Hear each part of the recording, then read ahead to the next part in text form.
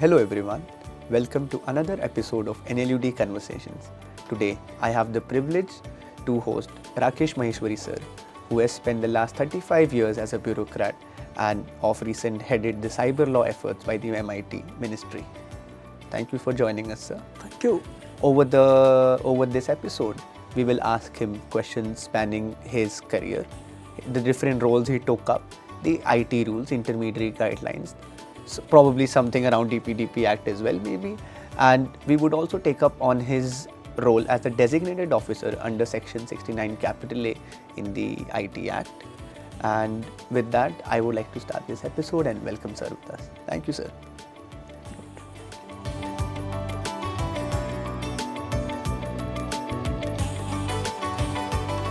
It is a pleasure to host you. If I could start by asking, for the benefit of our viewers, you spent almost 35 years at MeitY. What were the different roles you took up and key moments in that journey? Okay, so I joined Ministry of Electronics and IT in 1987. At that time it was Department of Electronics. It has changed its name over a period of time to DOE, to DIT, to MeitY, to DIT again, and then MeitY in its present version. Right.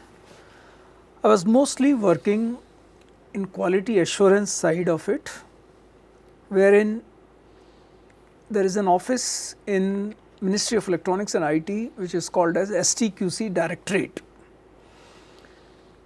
It's primarily supporting efforts of the industry in electronics, in IT, in manufacturing areas, wherein lot of testing, certification, and now if I add IT also, then certification of IT products and services, quality assurance of products and services, that's what is aimed for. And that service is provided through a nationwide chain of laboratories.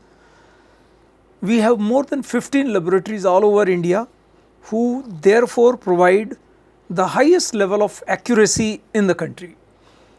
This is something which I provided for about 28 years before I joined Cyber Law Division, Cyber Law and Cyber Security Division in the Ministry of Electronics and IT in 2015. It was a sudden change as far as my career is concerned, but it was a change where I got connected with the public policy, where I got connected with, I'll say, a lot of court cases relating to something which is impacting every citizen in the country. I got connected to issues relating to online safety of women and children, issues relating to usage of, and particularly as the social media platforms have evolved, I was also evolving, we were also evolving ourselves in respect of those activities also. And then for a good amount of time, I have also held the role of designated officer under the IT Act, which prima facie looks into the content related aspects, and if it attracts 69A provisions of sovereignty and integrity and national security or our relationship with foreign countries, right, or public order issues, then those kind of activities also I have done. Of course, I have also headed the cyber security function.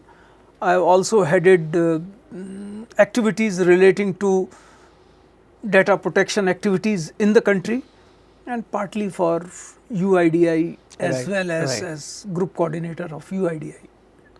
I think that is spreading across many sectors and verticals, and congratulations to you for being a career civil servant in that regard. I think your contributions, we take its benefits, and you've continued your support by being now a regulatory and a public policy professional in an independent capacity. Yeah. We will ask you some questions about how that transition has been. Well, but right now I wish to ask, you were part of the IT rules, which later on became the intermediary guidelines, if I'm not wrong. Yeah, they were intermediary guidelines right from beginning since 2011. Actually, it got changed to intermediary Guidelines and Digital Media Ethics Code Rules of 2021 Right. in February 21.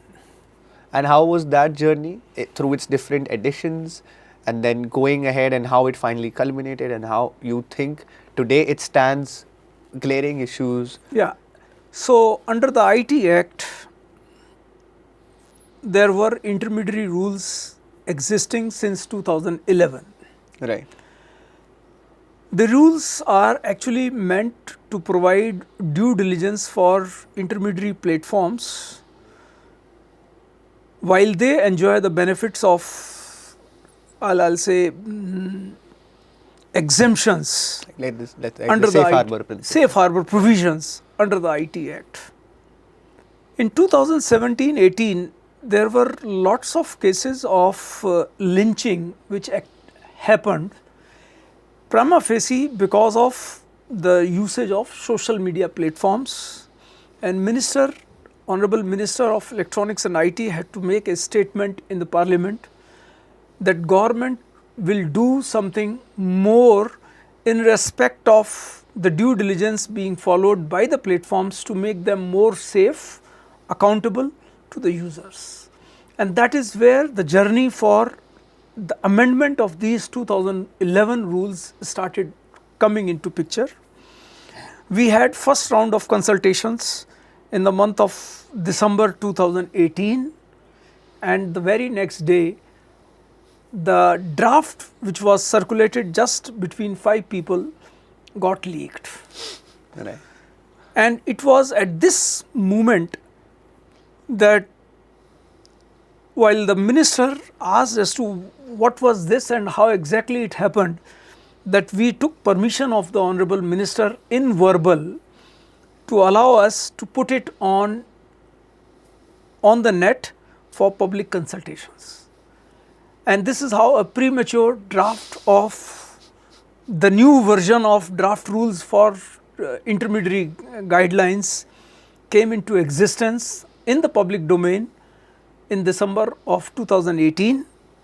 Of course, in between, it was also realized that Ministry of Information and Broadcasting, which was so far looking into the information being there on the TV, and it was realized that lots of other platforms which are not really intermediary platforms, but they are digital in nature, the so called OTT platforms that we have, the online news and news platforms, and therefore it was thought of as to why should we not have sort of a combined kind of regulations which cover almost all sorts of digital platforms, prima facie the intermediary platforms, but also covering the additional due diligence as may be necessary for the social media, larger social media platforms,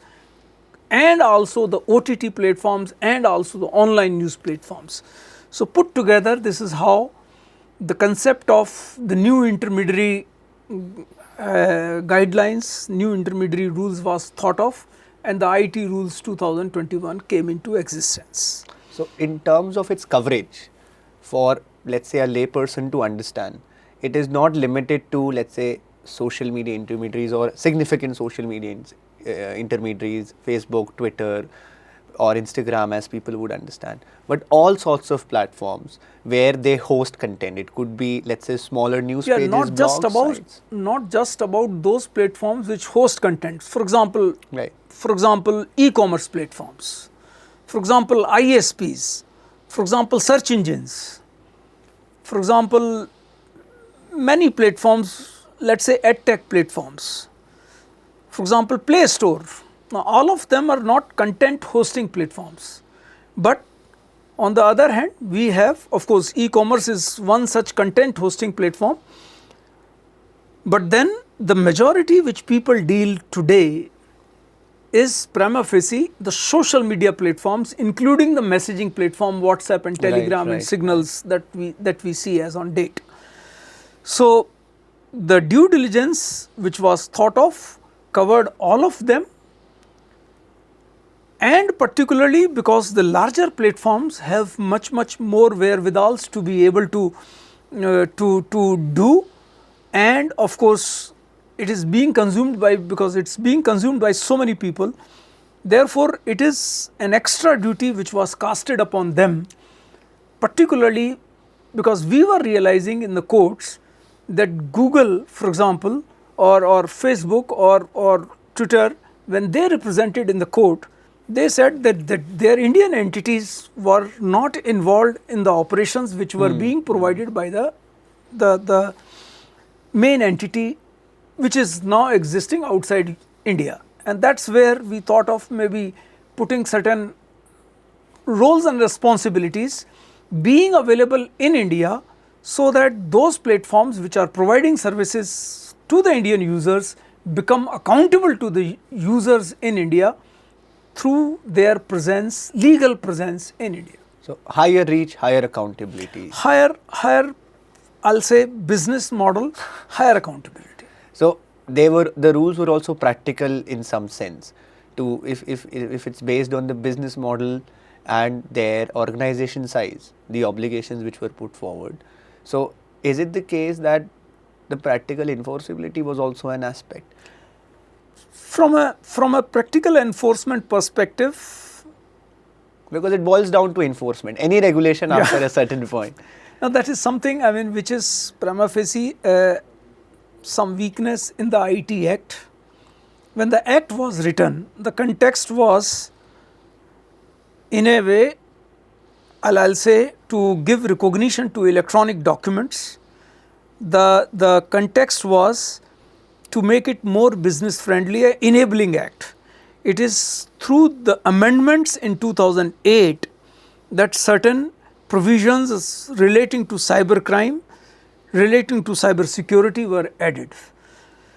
Due diligence of the digital platforms was also one such provision which was amended in 2008.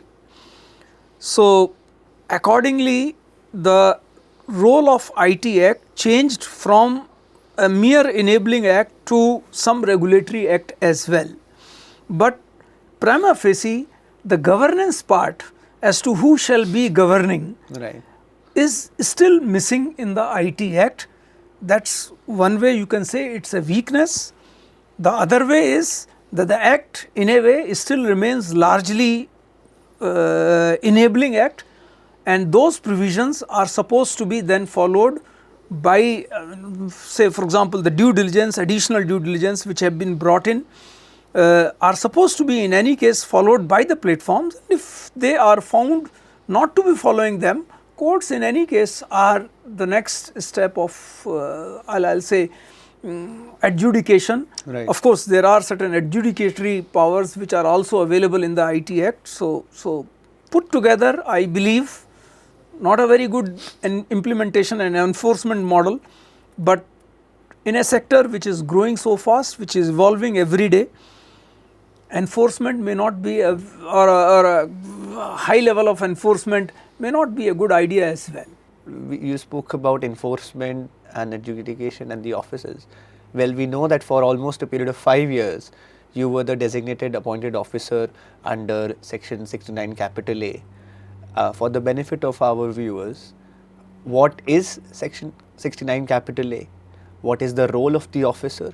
Then we can know from you some behind the scene workings, because I'm sure many of us may have read about it and how sensitive that position and that determination is, but how would it actually operate, the stakes? Okay, so in this country we have by constitution we have the freedom of speech and expression as stated in Article 19(1)(a) of the Constitution. However, this fundamental right is not an absolute one, and there are certain conditions under which your rights are curtailed, and that is what is stated in 19(2), prima facie covering issues relating to national security, information which is likely to impact sovereignty and integrity, aspects relating to our relations with foreign countries, content which is likely to impact the public order Right. and hence create public nuisance.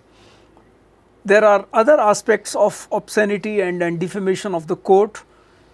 69A is the provision which is a narrow subset of these 19 I'll say conditions, not covering the obscenity part, not covering the defamation, and hence prima facie covering the national issues or something which has a potential to impact disturb the peace and tranquility in the society. So only for such limited aspects where your freedom of speech and expression is already not there, Right. and because of the fundamental nature of the internet, wherein contents, information can be flowing from any part of the world, that it becomes desirable that certain pieces of such information likely to impact sovereignty, integrity, national security, or maybe peace and tranquility of the citizen, that this kind of information needs to be blocked for public access. And that is where 69A with good amount of checks and balances come into picture.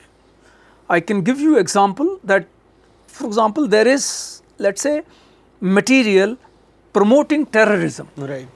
There is material which is, for example, burning flags of the country. There are material wherein maybe some fake kind of information is moving around which has a potential to impact maybe to create, it has a potential to create problems between the societies in the country. After all, we are a Right. multilingual, Right. multicultural kind of a country, multi-ethnic country. So something which is so grave in nature is what is considered under 69A. It can be in the form of an individual message, it can be in the form of an account, a complete app, or a complete website. So any information which is likely to have a severe impact on such limited aspects is where 69A comes into picture. The process is very, very well defined. We have a countrywide list of nodal officers, so almost every state gets represented through a nodal officer. Almost every ministry gets represented through a nodal officer, and whoever feels that some such information which is likely to be prejudicial to such national interests, the requests are received in MeitY, and then there is a proper committee to evaluate. Right. And if there is a real emergency scenario, for example, if a meeting is going to be conducted at 8 p.m. today, we have a limited window of 3 hours, 4 hours to be able to take a call if this meeting is against the national interests of the country as to how do we prevent it happening. And to that an extent, there are certain emergency provisions also available in this. Thank you, sir. I think that covers in great detail how the scope of work is for a designated officer. This is something which we usually just read as a provision, and there are not many information or details behind it. So thank you for giving us an insight into how it actually worked. Sounds quite stressful, honestly. And yes, it is. Yes, it is. Now, we spoke until 2021 with the IT rules. 21 onwards until today, how has that landscape changed? Because these changes are coming in at such a rapid pace. So have they been able to catch up with the evolving landscape which requires regulation, especially with AI coming into the play as of today? So in 2021, in addition to some additional obligations in respect of social media that I talked about, few more changes were also done, few key changes which were there in the form of a grievance officer and the response to citizens on the grievances that they may have on the platform, wherein the time for grievance redressal was reduced to 15 days. And in some certain special cases wherein some sort of a non-consensual sexual content has been put So, issues relating to online safety, we expected the platforms wherever such material has appeared should be able to respond within 24 hours. It also empowered government and government agencies, authorized government agencies, to be able to approach the platform and ask for removal of any unlawful material within 36 hours. Down the line, as we experienced, we realized that if the grievances are not resolved even in 15 days, what is the next mechanism available to the users, to the citizens? Is the court only a solution, or can there be an alternate solution? And that is where amendments in 2022 were brought in, wherein the government introduced the concept of an institutional mechanism of grievance appellate committee, which is presently being available as gac.gov.in, wherein if you are not satisfied with the responses as received under the grievances, or maybe no response has been received within the stipulated time, then the person should be able to reach out to these grievance appellate committees online. And so, this is the second level of redressal which was made available to the users before, if they feel like, to go to the court. So, that was majorly done in 2022, and then in 2023 the online gaming industry was already at its peak. There was practically no regulations except those definitions that skill games were being allowed, while the chance based games, or wherever gambling or wagering is happening, they are not really allowed. We wanted to come up with a soft touch regulations. 2023 amendment was brought in. In any of these amendments, we also continuously wanted to reduce the time to grievance redressal, as well as see whatever additional clarification or small updations were required, that they were also done. In 2025, an amendment was carried out to bring in more transparency and more accountability on part of the government, particularly when they approach the platforms for removal of unlawful content. And in 2024 elections, and later on in elections, it was also realized that maybe all of a sudden AI became popular, problems of deepfake came into existence, and along with these problems of deepfake and synthetic media generation, synthetic generated information, it was also realized that in this digital world, the information proliferates so fast that the damage is done even within half an hour. So the timelines of 36 hours, timelines of 2 hours, timelines of 15 days of grievance redressal were considered quite inadequate, particularly when the government has the responsibility to ensure law and order and safety of the people, I mean, to whom it is accountable. And to that extent, a major shift, a major change was done in the 2026, wherein these timelines have been drastically reduced. The concept of synthetically generated information has been talked about. Labeling wherever such AI generated information is there and qualifies the definition of SGI has been introduced. Of course, even today as we are talking, there is an amendment being proposed. Once again, yet another amendment being proposed, wherein we are talking about continuous labeling of such synthetically generated information. We are talking about